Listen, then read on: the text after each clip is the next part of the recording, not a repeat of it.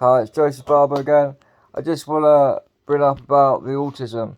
So, I done a video not long ago about my autism. So, over the years, 2 seconds. Yeah, so over the years, I started presenting more of my autism when I was 12. And I was diagnosed with psychosis, OCD, ADHD, tics, Tourette's. I was put in 5 different mental health hospitals, sectioned twice. And back then, we didn't know I had autism.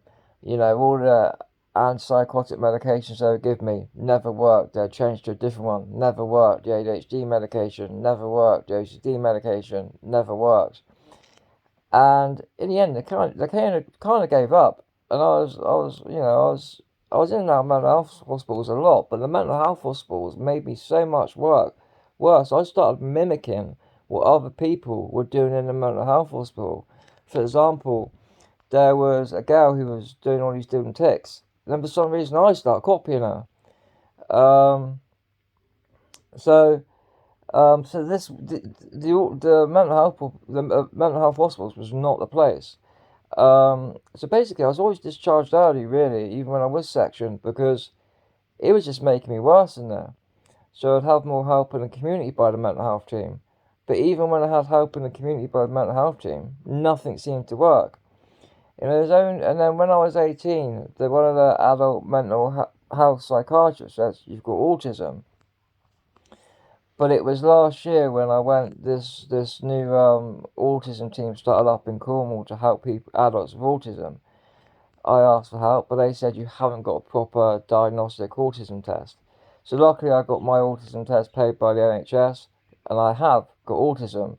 But I'm 27, and I started presenting when I was 12. Well, I started presenting when I was a little kid. When you look back about headbanging and rocking and all that.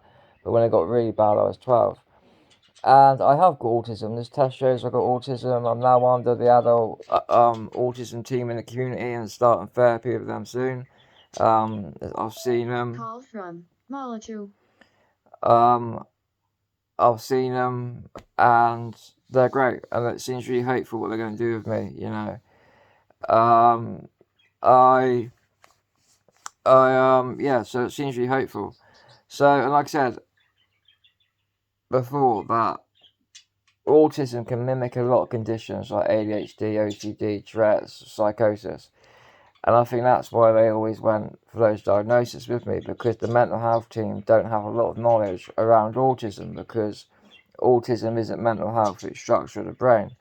But anyway, so I got this autism diagnosis when I was 27, a long time after, since I was, it was ridiculous how long I had to wait, but that was last year, got my diagnosis.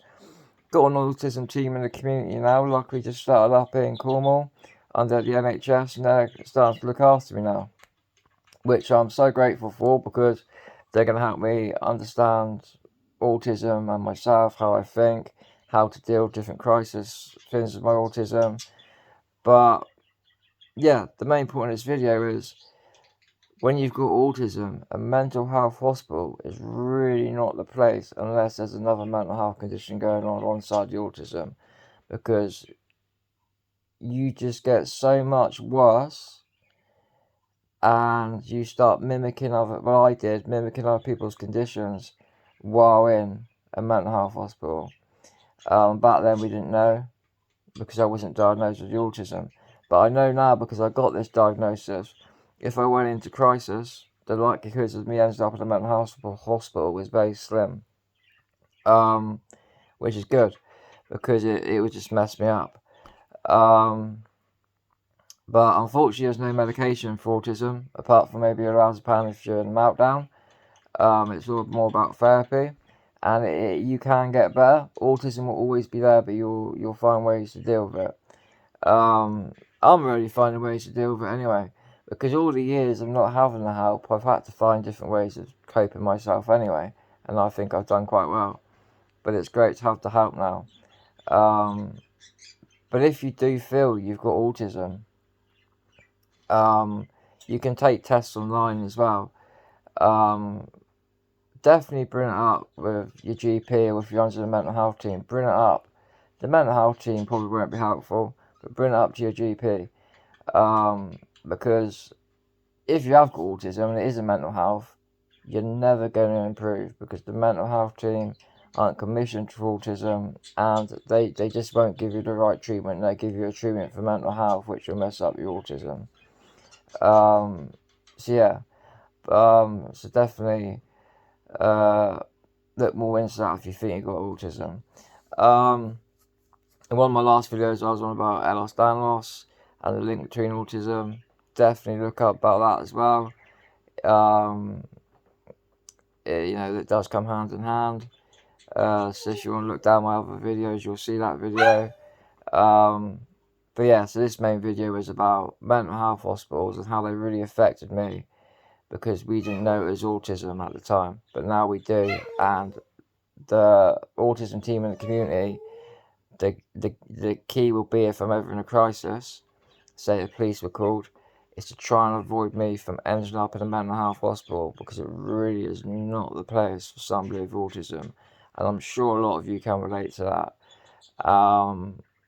And yeah, I'm sure a lot of you can relate to that. And I'm sure a lot of you can relate about getting a diagnosis as well, being told you've had all these other conditions and you haven't. But yeah, so it's just thought I'd let you guys know about that. And yeah, and I've had autism since a kid. It just wasn't really picked. I didn't really start really showing it until I was 12, but even then they thought it was mental health.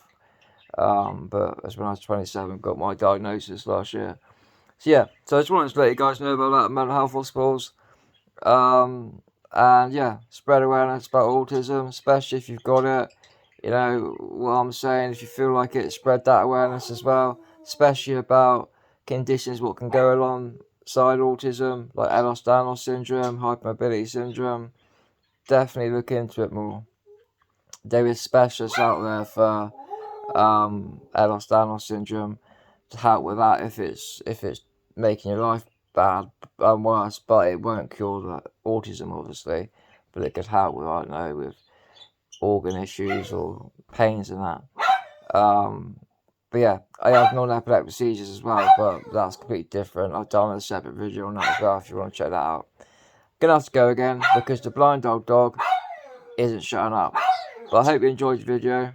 Please like and subscribe or share. But yeah, hope that was helpful. Cheers.